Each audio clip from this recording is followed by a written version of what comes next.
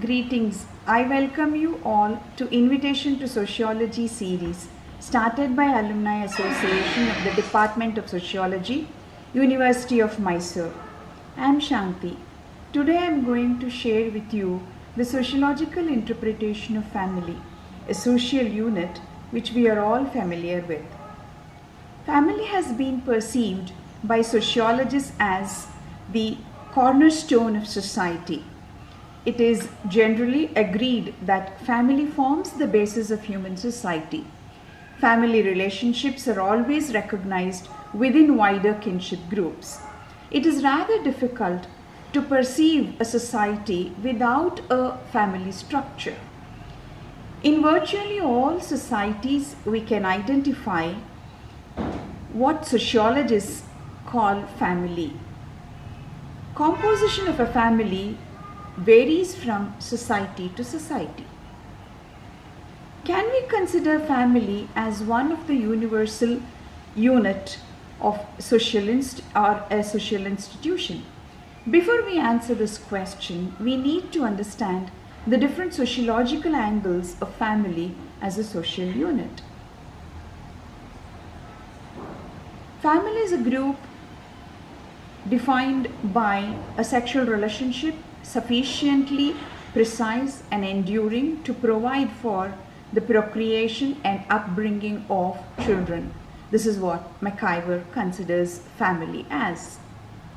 Now, Burgess and Locke look at family as a group of persons united by the ties of marriage, blood or adoption, consisting of a single household, interacting and intercommunicating with each other in their respective social roles of husband and wife, mother and father, son and daughter, brother and sister, creating a common culture.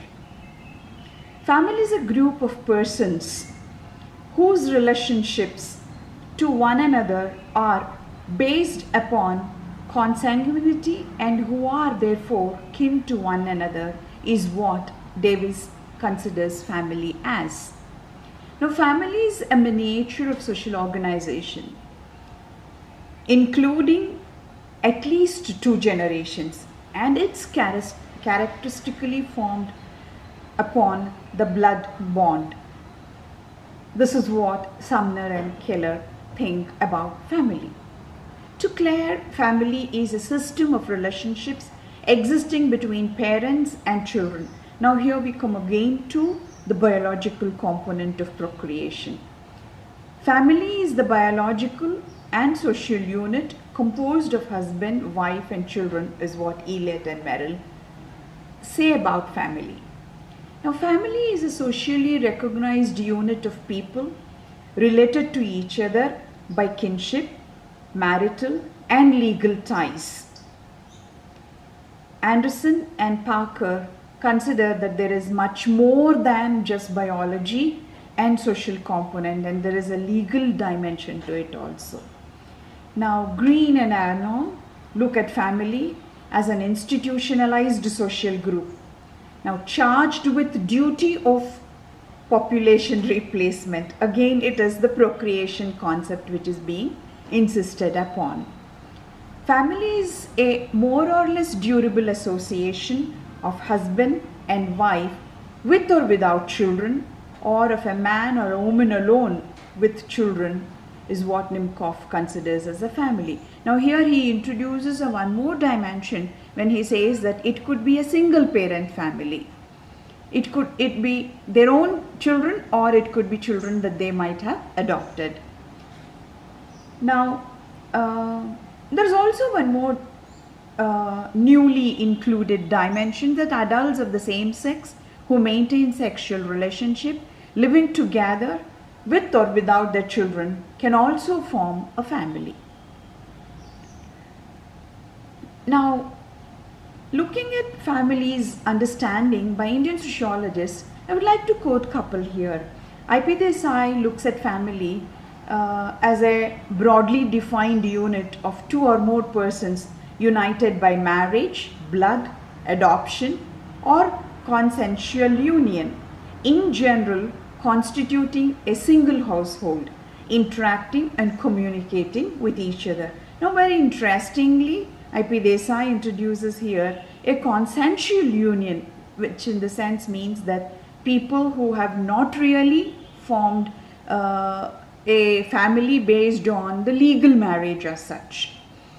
Family is a group of households of agnatically related men, their wives, and unmarried sisters and daughters is what a family forms to Aim Shah. Now here he is looking at majorly at only the patriarchal dimension of family. Now let us look at some of the characteristics of the family.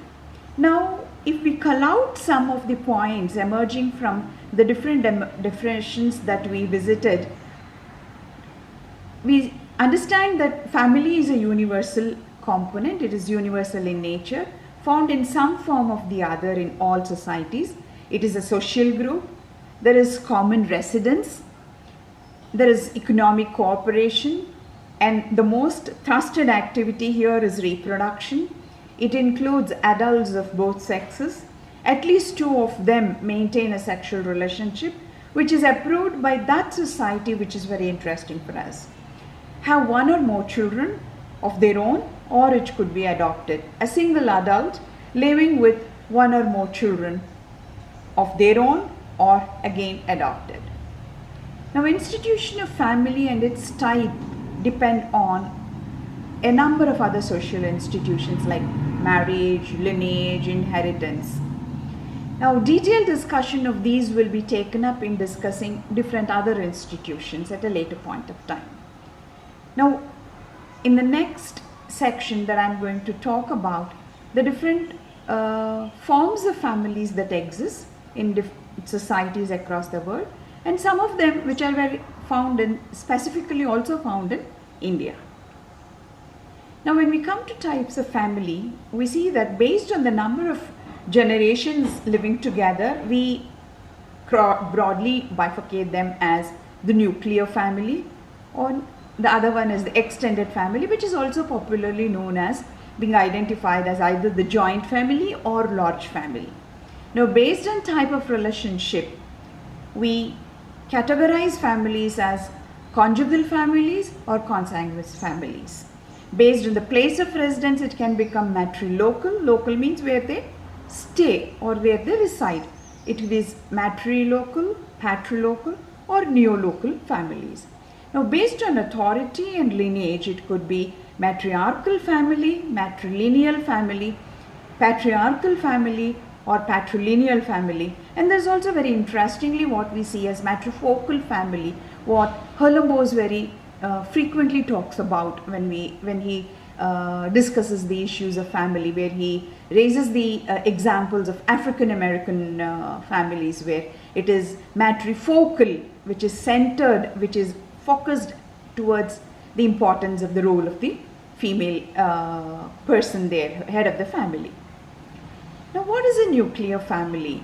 It's at least two generations of lives together, consisting of parents or single parent and their biological or adopted or both children living together. The sociologists at some point of time associated nuclear form of family with the modern times, but we now know there is enough research to show us that this is not necessarily so. Pre-modern societies also have had, and they have documented, the presence of nuclear families. Now, communities with polygamy and polyandry forms of marriage are in vogue. There we get to observe large nuclear families or matrifocal families. Now, coming to extended families, this is a social group consisting of members belonging to many generations. Like in nuclear families, members are related through blood marriage, both of their own or adopted children. Is also true for the extended families. The existence of extended families have been linked to a particular phase of societal shift in its economic activity. With economies dependent on occupations demanding collective efforts with less dependence on labor market, it becomes necessary for siblings of the family to live together and help sustain the family production. Sustain and support all types of members is the hallmark of this form of family, which is the most remarkable one, which is time and again stressed to be included in the nuclear family also. Now, place of residence, we have conjugal and consanguine. The type of family is a majorly based on relationship based one, is basis of marriage like nuclear families. It is a conjugal family. But consanguine families, on the other hand, places emphasis on blood relations. We could recall the erstwhile Tharwad family system of Nayars of Kerala here.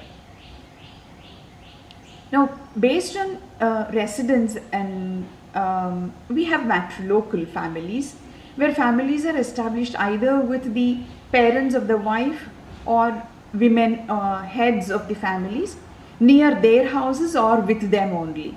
This form of family most often is found in societies where matrilineal relationships are predominant and where matriarchy is the norm. Now, patrilocal family, in this pattern of family, the married couple live with or near the husband's family. We find this form of family in patriarchal societies. Neolocal families are the ones which are found where the residence is chosen away from the parents of both the husband and wife on an independent basis, removed or further away from the influence of either the mother side or on the father side. Now, authority and lineage, when we take that as the base, we have matriarchal or matrilineal. Now, matriarchal family is one in which mother is the formal head or the dominant power in the family. A lineage is traced through women and property passes on in the direct line of women. Men do not inherit, but many sociological studies have raised a very fundamental question as to has there been a truly matriarchal family ever existed, where all decisions and authority were in the hands of women? We do have clear evidences for matrilineal, matrilocal, matrifocal families, but a total authority vested in adult female member of the family comes with many shared layers of authority is what we need to remember when we deal with the other institutional segments later on. In most of the matrilineal families, men who stand in conjugal relation are not the full-time residents of the household. There are cases where they are visitors without much participation in decision taking with reference to their children or the property for that matter. Presence of matrilineal families have been documented in India and also specifically in South India. Way back in 1953, Afrinsil records in his article on matrilineal in South India that the presence of mother lineage being more pronounced, even though the shift to patriarchy and its system as a national norm was already becoming a norm where the cultural pattern was being changed. The presence of Tharwad and Aliya Santana tells us that in Kerala and in some parts of Karnataka, the presence of mother head was in vogue. The Khasis, the Garos of Meghalaya are some other examples we could cite for matrilineal families. When we come to patriarchal or patrilineal families, we see that male member is the head and they have unvarying degrees of authority over the rest of the members of the family. Father is the formal head and dominant power in the family. all authorities without any question or in the hands of the male person recognized as head of the family. Now, tracing of one's ancestry and inheritance of family property is only through male line. This is very typically opposite to female line. Unlike matriarchy and its different forms, women who are married to men under patriarchal system live in the households belonging to their husbands and have some degree of role in decision making with reference to the family activities. It could be indirectly done, might not be very overt, but could be subtle also. So these are the major forms of types of families that we have recognized here in this session. In the coming session, I will be talking about the functions of family and different characteristics from different schools of sociology. Like, for example, the functional school, Marxian approach, and the feminist understanding of family. Thank you very much for listening to me.